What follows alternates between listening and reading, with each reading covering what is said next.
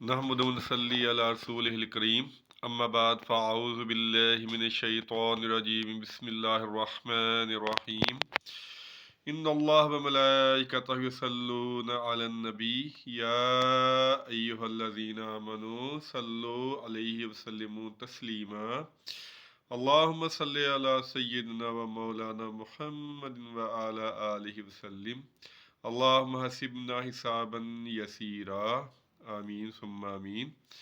हदीस रसूल सल्लल्लाहु अलैहि वसल्लम चैनल पे आपको खुश आमदेद। आज जो हदीस है वो यौम हिसाब के बारे में है, तवज्जो और गौर से सुनिएगा।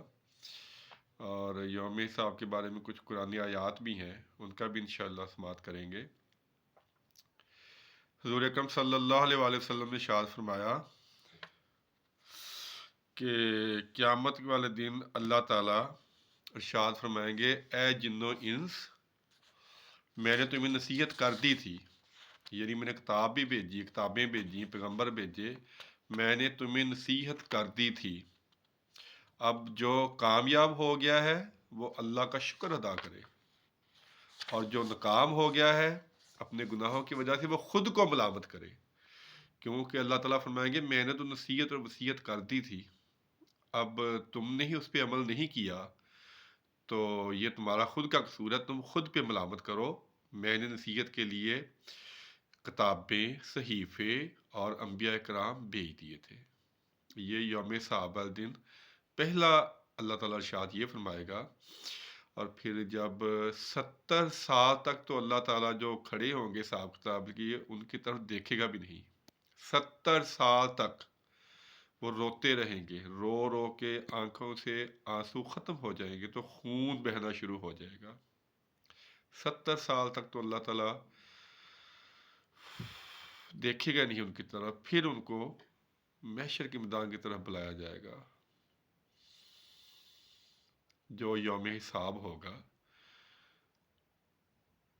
नबी पाक सल्लल्लाहु अलैहि वसल्लम ने फरमाया, बहुत सख्त, जिसके हिसाब में जांच पड़ताल की गई समझो वो फंस गया। ये हदीस मुबारक का अल्फाज है कि जिसके हिसाब में अल्लाह ताला बरीकी में पड़ गया। जैसे हम यहाँ पे लोगों के ऐप तलाश करते हैं, लोगों की बरीकियों, छोटे छोटे ऐपों को तलाश करते हैं, अगर अल्लाह ताला ने भी ये ऐप तलाश करने शुरू कर दिए तो फिर समझे कि उसकी खैर नहीं है, वो फिर आदमी जो है वो फंस गया है। और ये एक आयत है, उस दिन से डरते रहो जिस दिन तुम अल्लाह ताला की पेशी में लाए जाओगे, हर शख्स को उसका किया हुआ अमल यानी उसका बदला पूरा पूरा दिया जाएगा, और इस दिन किसी पर भी जुल्म ना होगा।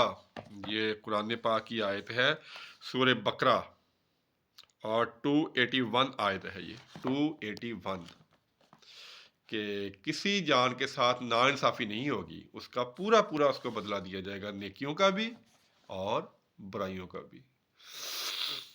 और सूरह आल इमरान की आयत नंबर है 20, जिस दिन पाएगा हर शख्स अपने सामने उस चीज़ को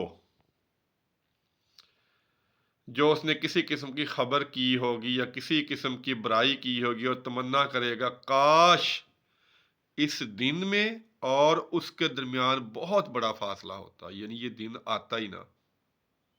ये हिसाब किताब होना है, ये इंसान के साथ मामला पेश आना है।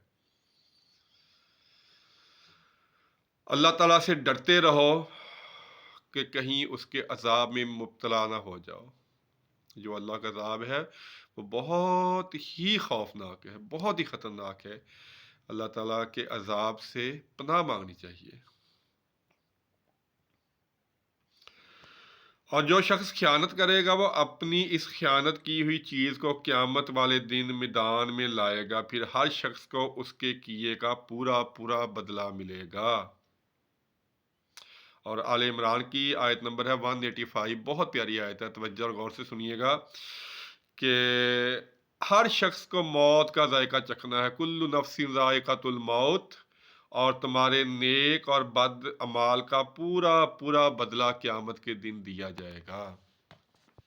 یہ حساب کتاب کا دن ہے جس کے بارے میں ہم سوچتے بھی نہیں ہیں، جس کو ہم بھلا بیٹھے ہیں، جس کے بارے میں ذکر کرنا بھی ہم پسند نہیں کرتے۔ سننا تو بہت دور کی بات ہے، پڑھنا تو بہت دور کی بات ہے، ہمیں سننا بھی ناگوار لگتا ہے۔ موت، قبر، حشر اور یوم حساب، ان کو یاد کرتے رہنے سے انسان کی زندگی میں تبدیلیاں آتی ہیں۔ آپ صلی اللہ علیہ وسلم نے فرمایا تھا، لذتوں کو ختم کرنے والی موت کو کثرت سے یاد کیا کرو۔ اور یوم حساب جو معاملہ ہے یہ بہت نازک معاملہ ہے، اللہ تعالیٰ ہمارے حساب کو آسان فرما دے۔ اور قرآن پاک کی ایک اور آیت ہے،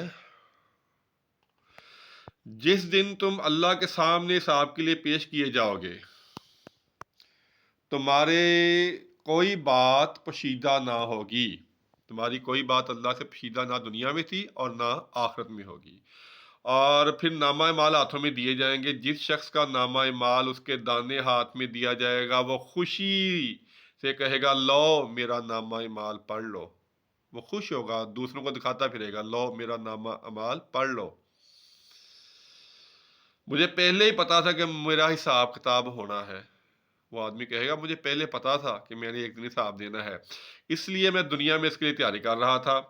تو یہ شخص پسندیدہ زندگی یعنی بہشت میں اپنی زندگی بسر کرے گا، جو حساب کتاب کی اور یوم حساب کی تیاری کرتا رہا تھا، آخر میں کامیاب ہوگا۔ وہ اس کو جو نامہ مال ہے اس کے دائیں ہاتھ میں دیا جائے گا، اور جس شخص کا نامہ مال اس کے بائیں ہاتھ میں دیا جائے گا وہ نہایت ہی حسرت، غم اور افسوس کے ساتھ کہے گا، اے کاش، اے کاش مجھ کو میرا نامہ مال دیا ہی نہ جاتا۔ افسوس، حسرت کے ساتھ وہ کہے گا، کاش مجھ کو میرا نامہ مال دیا ہی نہ جاتا اور مجھ کو خبر ہی نہ ہوتی کہ میرا نامہ مال کیسا ہے، میرا حساب کتاب کیسا ہے۔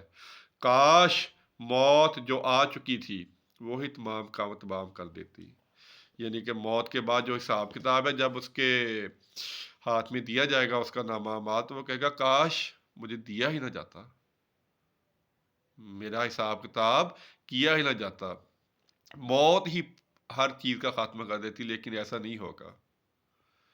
ایسا نہیں ہوگا جیسے ہم غفلت میں دنیا میں ہیں، وہاں ایسا نہیں ہے، وہاں ایک ایک چیز کا، ایک ایک گزارے ہوئے لمحے کا حساب دینا ہوگا، اور پھر اسی اعمال کے نتیجے میں ہمیں جنت یا جہنم میں ڈالا جائے گا۔ یہ جو باتیں ہو رہی ہیں یہ سننے کے لیے نہیں ہے، یہ عمل کرنے کے لیے ہے۔